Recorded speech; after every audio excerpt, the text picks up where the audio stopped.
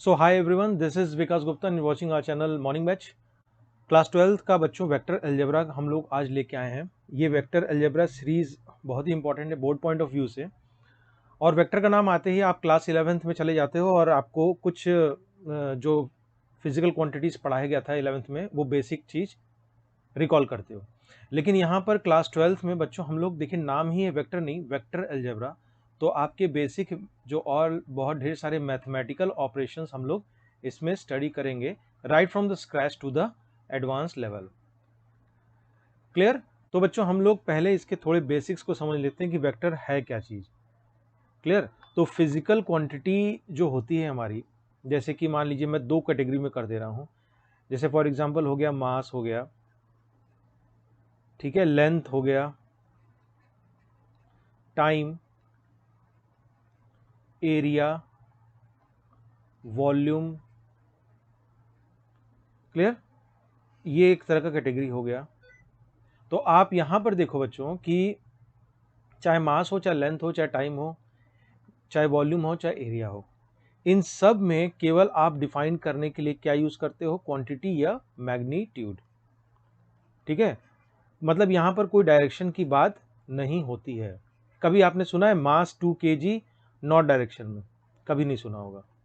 ठीक है, तो एरिया आप एक क्वांटिटी होता है, टाइम भी आप सेकंड में बताते हो, लेंथ भी आप मीटर में बताते हो, वॉल्यूम मीटर क्यूब में बताते हो।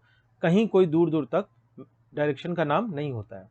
लेकिन जब आप फिजिकल क्वांटिटीज जैसे कि फोर्स हो गया, मोमेंटम हो गया, ठीक है, मोमेंटम, वेलोसिटी हो गई, एक्सेलरेशन हो गया, जब इनकी बात करते हैं तो वहां पर आपका मैग्नीट्यूड और डायरेक्शन दोनों ही काउंट होता है। Magnitude plus direction. ठीक है, तो जैसे मान लीजिए फोर्स है तो फोर्स आपने लगाया किसी पार्टिकल पे, तो ये इंपॉर्टेंट नहीं कि आपने 2 न्यूटन या 10 न्यूटन फोर्स लगाया, ये भी इंपॉर्टेंट है कि आपने किस डायरेक्शन फोर्स लगाया। जैसे मान लीजिए कि अगर एक पार्टिकल है, उसको आपने फोर्स बस बोल दिया, फोर्स लगाया, तो आप बता नहीं सकते हो, क्योंकि फोर्स एक ऐसी क्वांटिटी है जो कि किसी पार्टिकल को रेस्ट में से मोशन देता है। तो अगर आप बोलते हो 2 न्यूटन मैंने फोर्स लगाया, तो वो तो कहीं भी जा सकता है, ऊपर नीचे नॉर्थ ईस्ट। इसीलिए हम लोगों को क्लियर करना पड़ेगा कि 2 न्यूटन फोर्स ईस्ट डायरेक्शन में, तभी ये चीज पूरी डिफाइन हो पाएगी फोर्स, कि आपने 2 न्यूटन फोर्स लगाया ईस्ट में, तब मान लीजिए कि एम मास है तो इसका जो है फला फला एक्सेलरेशन होगा ईस्ट डायरेक्शन में। ठीक है, तो यहां पर इंपॉर्टेंट हो जाता है। तो ऐसी क्वांटिटी जिसकी केवल मैग्नीट्यूड होती है, ये सब आप जानते हो, रिकैप के लिए है बस, तो उसको हम लोग कहते हैं, हो सकता है नई चीज में इसमें आपको भी निकल के समझ में आए। तो ऐसी क्वांटिटी, ऐसी फिजिकल क्वांटिटी जिसका केवल हम लोग मैग्नीट्यूड डिफाइन करते हैं बच्चों, उसको हम लोग कहते हैं स्केलर क्वांटिटी। ठीक है, और ऐसी फिजिकल क्वांटिटी जिसकी मैग्नीट्यूड और डायरेक्शन दोनों ही होते हैं, उसको हम लोग कहते हैं वेक्टर क्वांटिटी। तो ये तो बस इंट्रो था। तो हम लोग चलते हैं फटाफट अब बेसिक अलजेब्रा की तरफ। देखिए, अगर ज्योमेट्रिकल मीनिंग हम लोग समझें, तो अगर मान लीजिए कि कोई लाइन सेगमेंट है, जैसे मान लीजिए कोई लाइन है, ठीक है, लाइन मतलब इन्फिनिटी पे अपना चला जा रहा है, और इसमें मान लीजिए कि हम लोग कोई दो पार्ट कट कर लेते हैं और इसको नाम दे देते हैं ए और बी, और इसका मान लीजिए कि लेंथ है 5 सेंटीमीटर। तो ज्योमेट्री में बच्चों यही होता है कि इस लाइन सेगमेंट का आपका लेंथ कितना है? 5 centimetre. But when you are talking about vector, then you have to mention the direction too. तो जैसे अगर ए बी है, देखिए बच्चों, वेक्टर को हम लोग क्या करते हैं, जो भी फिजिकल क्वांटिटी है उसके ऊपर एक एरो बना देते हैं। एक फिजिकल क्वांटिटी, उस पर एक एरो होती है। तो यहां पर देखिए, अगर ए से बी हम लोग जा रहे हैं तो, और बी से ए जा रहे हैं, ठीक है, in the terms of vector दोनों ही क्या है? डिफरेंट है। जैसे ए से बी मैं डिनोट करता हूं ए बी, ठीक है, और बी से ए डिनोट मैं करता हूं बी ए। दोनों का ही मतलब डिफरेंट है। भले ही मैग्नीट्यूड क्या है, 5 सेंटीमीटर है, लेकिन दोनों का डायरेक्शन डिफरेंट है। तो A B vector B A vector के बराबर नहीं होगा। अभी हम लोग बहुत ढेर सारे वेक्टर पढ़ेंगे, उसमें और क्लियर होगा कॉन्करेंट वेक्टर या को इनिशियल वेक्टर, को प्लेनर वेक्टर, सब क्या होता है। ठीक है बच्चों, तो ये तो था बेसिक आपका डेफिनेशन। अब देखिए, एक पोजीशन वेक्टर की भी बात कर लेते हैं, क्योंकि पोजीशन वेक्टर ही बेस है। बहुत जगह ये यूज होता है डेरिवेशन वगैरह में। ठीक है, पोजीशन वेक्टर, तो नाम से ही हो रहा है पोजीशन, जिसकी पोजीशन क्लियर हो। तो मान लीजिए बच्चों कि पहले मैं आपको डायग्राम से बताता हूँ, फिर उसको एक कमरे के वॉल से बताऊंगा, जिससे कि आपको क्लियर हो सके कि मैं क्या बता रहा हूँ। देखिए जैसे मान लीजिए कि ये वाई डायरेक्शन है, ठीक है, ये एक्स डायरेक्शन है और ये जेड डायरेक्शन है। अब आपको समझ में आ रहा है? देखिए मैं थोड़ा कलर बदल के करता हूँ तो आपको क्लियर होगा। जैसे कि मान लीजिए कि एक प्लेन ये है, ये दिख रहा है वाई जेड प्लेन, ठीक है, इसको मैं डॉट से गोल से बना दे रहा हूँ, ये एक्स जेड प्लेन है। अब आपको थोड़ा देखिए 2D डायग्राम है, 3D में बनाने की कोशिश कर रहा हूँ। तो आपको दिख रहा होगा एक वाई जेड प्लेन है, एक एक्स जेड प्लेन है, और मैं थोड़ा कलर चेंज करता हूँ उससे और क्लियर हो जाएगा। ये आपका एक्स वाई प्लेन है, ठीक है, अब आपको क्लियर हो रहा होगा, ठीक है बच्चों। तो अब इसमें मान लीजिए कि कोई पॉइंट है 3D में, मतलब कि यहाँ पर कोई पॉइंट है, तो देखिए ना ये वाई एक्स प्लेन में है, ना वाई जेड प्लेन में, ना एक्स जेड प्लेन में, ये एकदम समझ लीजिए कि आपका 3D में लोकेटेड है। और इसको कह मान लीजिए हम लोग कह देते हैं P इस पॉइंट को, और इसके कोऑर्डिनेट हैं x, y, z। ठीक, क्लियर हो रहा है? और ये हमारा क्या है? ओरिजिन है। समझ में आई बात? जैसे कि 2D में आप एक्स वाई डिफाइन करते हो, एक्स कोऑर्डिनेट वाई कोऑर्डिनेट, तो यहाँ एक कोऑर्डिनेट और बन जाता है, चूंकि ये 3D डायग्राम है, 3D फिगर है, तो इस वजह से हम लोग z कोऑर्डिनेट भी डिफाइन कर लेते हैं, ठीक है। तो आप ये देखो कि जो ये होता है OP, वो आपका हो जाता है पोजीशन वेक्टर। तो ये जो OP होता है, इसको मान लीजिए कि मैं R से डिनोट कर दूं, एक जनरल कन्वेंशन है R से, तो ये आपका OP या R, ये कहलाता है क्या? पोजीशन वेक्टर, ठीक है। और देखिए जब हम लोग मैग्नीट्यूड की बात करते हैं तो हम लोग एक मॉडुलस साइन लगा देते हैं, जैसे OP is equal to modulus R, ठीक है, इज इक्वल टू, देखिए 2D में आपने डायमेंशन 2D डायमेंशन में जो आपने एक पॉइंट का डिस्टेंस निकाला था under root x square plus y square, same चीज़ यहाँ भी होता है। यहाँ पर भी आप लोग जो इस OP की लेंथ को आप निकालते हो वो होता है under root x square plus y square plus z square. Clear? इतनी बात समझ में आई? अच्छा, ओरिजिन के भी कोऑर्डिनेट को आप देख लो। ओरिजिन का कोऑर्डिनेट क्या होगा? देखिए 0, 0, 0, ठीक है। ये तो आपके पॉइंट्स हैं, ये जस्ट। तो बच्चों देखिए यहाँ पर हम लोग टाइप्स ऑफ वेक्टर पढ़ेंगे। ऐसे तो बहुत ढेर सारे वेक्टर्स हैं, आप जानते हो बेसिक, वो सब आप प्रेफर कर सकते हो, लेकिन जो बहुत इंपॉर्टेंट वेक्टर्स है उसी को हम लोग पढ़ेंगे, जिसमें कि सबसे पहला है कोलीनियर वेक्टर। कोलीनियर वेक्टर, ठीक है। मैं डेफिनेशन लिखवा दूंगा, उसकी चिंता मत करना, पहले आप फील करो कंसेप्ट को। देखो बच्चों, जैसे मान लो कि कोई लाइन है, सपोज कर लो कि ये आपकी कोई लाइन है ऐसे, तो मान लीजिए कि इस लाइन के पैरेलल जितने भी वेक्टर्स होते हैं, ध्यान से सुनना, इस लाइन के पैरेलल जितने भी वेक्टर्स होते हैं, चाहे उसका कोई भी डायरेक्शन हो, उल्टे डायरेक्शन में भी हो और मैग्नीट्यूड कुछ भी हो, उसको हम लोग कोलिनियर वेक्टर कहते हैं। जैसे कि मान लीजिए कि एक वेक्टर है आपका ऐसे, वेक्टर A, ठीक है, और एक वेक्टर है मान लीजिए इस डायरेक्शन में, इसके उल्टे डायरेक्शन में वेक्टर B, ठीक है। एक सपोज कर लो कि A इतना इससे इसी डायरेक्शन में है लेकिन मैग्नीट्यूड बहुत ज़्यादा है, मान लो ये है C, ठीक है। एक उल्टे डायरेक्शन में है, इसका मैग्नीट्यूड थोड़ा डिफरेंट है, ये है D। तो बच्चों देखो, vector A B C D ये सारे ही क्या है? कोलिनियर वेक्टर हैं। क्यों? क्योंकि मैंने बताया था कि ये आप रेफरेंस मानो कि मान लीजिए कि ये एक लाइन है, तो इसके पैरेलल, मैंने बोला था इसके पैरेलल, तो देखो A B C D सब इसके पैरेलल हैं, और भले ही उसका मैग्नीट्यूड डिफरेंट हो, तो देखो A और C का मैग्नीट्यूड भी डिफरेंट है, D और B का भी मैग्नीट्यूड डिफरेंट है, yet they are collinear vector. और दोनों भले ही सेम डायरेक्शन में तब भी कोई बात नहीं है, और उल्टे डायरेक्शन में तब भी कोई बात नहीं है। तो ए सी का देखिए सेम डायरेक्शन है, तब भी वो आपके कोलिनियर वेक्टर हो गए, और बी डी का डिफरेंट डायरेक्शन है तो वो आपके कोलिनियर वेक्टर हो गए। तो अगर आप इसको लिखना चाहो ताकि एक जगह रहे सब आपका, तो आप लिख सकते हो, ठीक है, 2 और more vectors are said to be collinear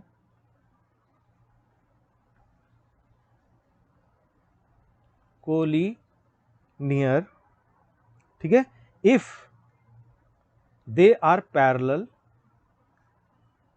if they are parallel, देखिए पैरेलल वाली बात है, टू द सेम लाइन, यहां रेफरेंस ऑफ क्या मैंने माना, मान ली इसको मैं एल बोल दूं, ठीक है, ये एल लाइन है, ठीक है, ऐसे चल जा रहा है, तो if they are parallel to the same line irrespective of the magnitude and direction, मतलब कि मैग्नीट्यूड क्या है, डायरेक्शन क्या है, उससे कोई मतलब नहीं, हमारे पास दो वेक्टर को उठा के दिया, किसी एक लाइन के पैरेलल हुआ, तो बस हम कह देंगे कि वो क्या है, कोलिनियर वेक्टर। ये बहुत ही इंपॉर्टेंट कंसेप्ट है, ये आपका वेक्टर में तो यूज होता ही है, कहीं कहीं 3D ज्योमेट्री में भी यूज होता है।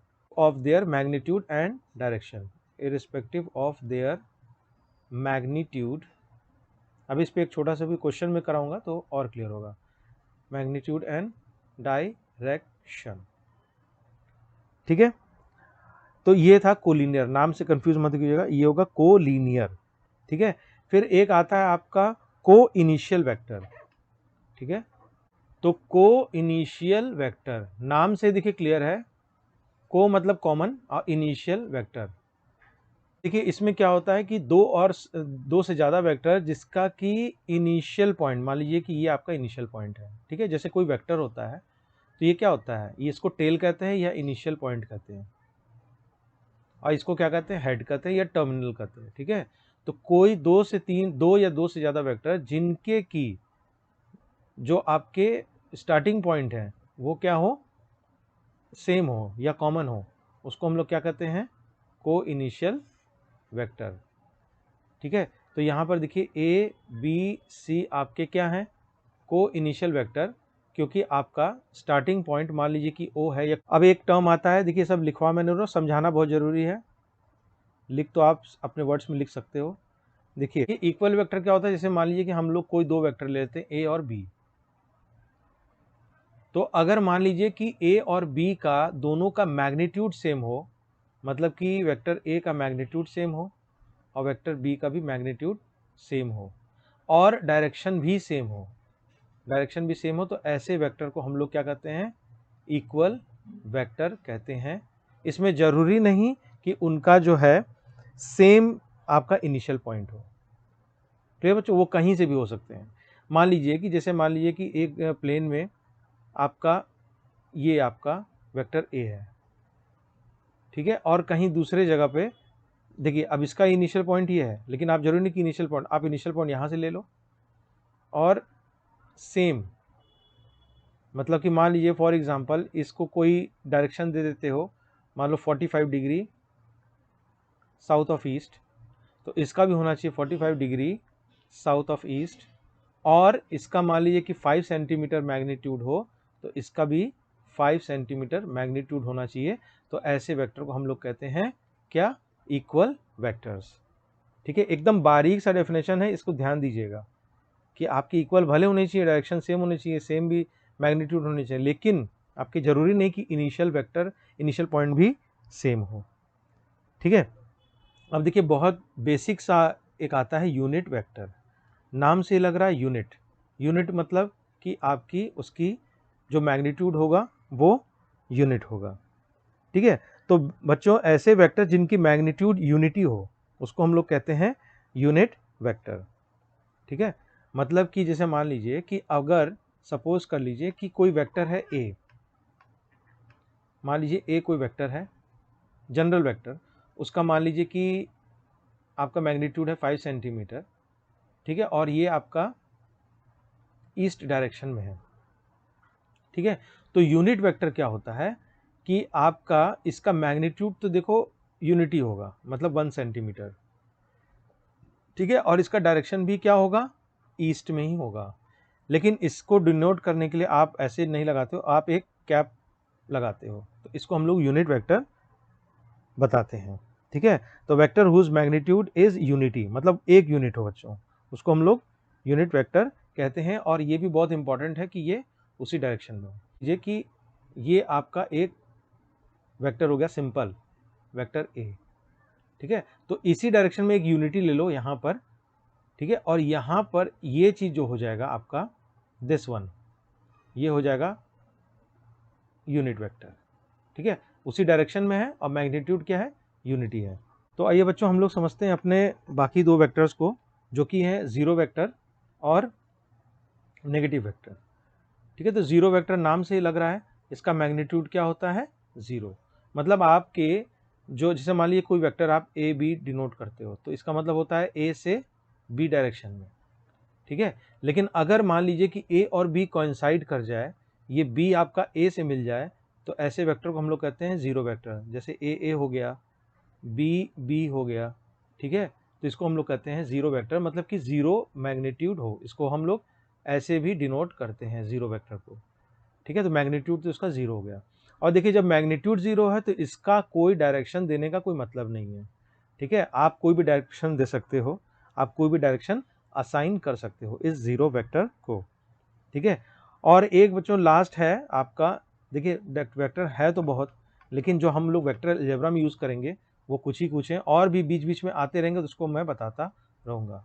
एक होता है negative vector, negative of a vector. Negative of a vector नाम से ही लग रहा है कि आपका क्या होगा, मैग्नीट्यूड तो सेम होगा लेकिन डायरेक्शन जस्ट उल्टा होगा। मैग्नीट्यूड इज सेम लेकिन डायरेक्शन उल्टा होगा। जैसे कि मान लीजिए कि एक वेक्टर है यहाँ पर ए बी, ठीक है, 5 सेंटीमीटर, और दूसरा वेक्टर है आपका 5 सेंटीमीटर का, ये भी है लेकिन आपका बी से ए की तरफ हो, ठीक है, एक ईस्ट है तो एक वेस्ट है। तो आप देखिए नेगेटिव ऑफ वेक्टर कैसे लिख सकते हो, मान लीजिए कि बी ए लिख सकते हो, कोई वेक्टर है, तो वो तब बराबर होगा जबकि आप माइनस लगाते हो। जब आप इसके माइनस से रिप्लेस करते हो तभी जाके ये बराबर होगा। मतलब बी ए बराबर minus A B, minus A B का मतलब ये डायरेक्शन, माइनस मतलब उसका उल्टा डायरेक्शन, तब जाके ये इक्वलिटी होल्ड करेगी, बी ए बराबर माइनस ए बी, ठीक है। अगर मान लीजिए कि पोजीशन वेक्टर, बाकी तो वेक्टर आपको क्लियर हो गया होगा, मैं ये बात कह रहा था कि पोजीशन वेक्टर का एक फील आपको बता दूं, कि जैसे कि मान लीजिए कि ये आपका क्या है, फॉर एग्जांपल एक रूम है, तो आप देखिए कि जैसे मान लीजिए कि ये एक क्या हो गई, दीवार हो गई, एक दीवार हो गया, एक दीवार, तो ये मान लीजिए कि कॉर्नर है जहां पर तीनों लाइन मीट करते हैं, ये मान लीजिए कि आपके रूम है और इन तीनों का ये मर्जिंग पॉइंट है। तो आप यहाँ पर एयर में, हवा में एक पॉइंट एज्यूम करो P, ठीक है। इसी को मैं डिफाइन कर रहा था, एक्स वाई और जेड, पोजीशन वेक्टर की बात कर रहा था। और जो ये कोना है, जो बॉटम का कोना है, इसको ओरिजिन मानो और यहाँ से यहाँ पर एक वेक्टर मिला दो, तो आपको थोड़ा फील होगा 3D का, कि मान लीजिए ये सब दीवार है और ये दीवार बॉटम का ये कोना है, ठीक है, जैसे ये फ्लोर हो गया, ठीक है। और ये जो पॉइंट P है आपका एयर में, हवा में है, तो इस फ्लोर के कोने से और ये हवा तक जो ले जाओगे तो ये फील करने के लिए यही बन जाएगा बच्चों क्या, पोजीशन वेक्टर। क्लियर। तो आई होप ये आपको वीडियो बहुत अच्छा लगा होगा। तो इस तरह के और अच्छी वीडियोस पाने के लिए आप हमारे चैनल पर सब्सक्राइब कर सकते हो। मॉर्निंग बैच भी वीडियो अच्छा लगा हो तो लाइक शेयर कर देना। मिलते हैं नेक्स्ट वीडियो में एक नए टॉपिक के साथ। Till then do take care of yourself.